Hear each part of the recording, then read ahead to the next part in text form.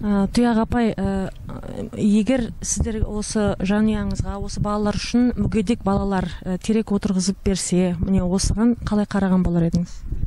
Әрине мүгедек балаларға біз өзіміз көмектесуіміз керек. Бірақ қолымыз қысқа болғаннан кейін көп көмек көрсете алмаймыз. Өйткені өзімнің балаларым жетіп жатыр. Сондықтан олар бізге жасыл орнатып беретін болса, біз қуаныштымыз.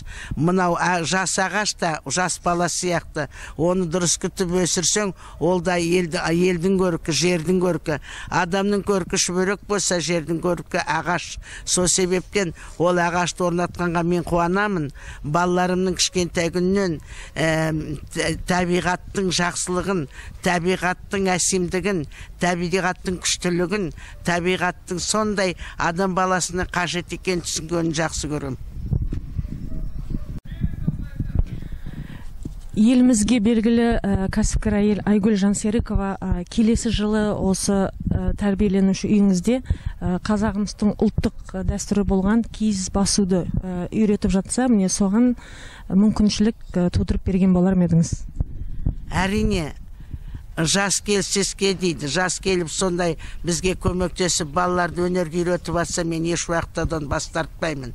Мен қандай балаларымның ең бастысы тек қана тәрбие беріп, оқытып қана қоймай, ол барлардың 8 қырлы бір сырлы болып шыққанын жақсы көрем. Мен атақ үшін жүрген адам емеспін.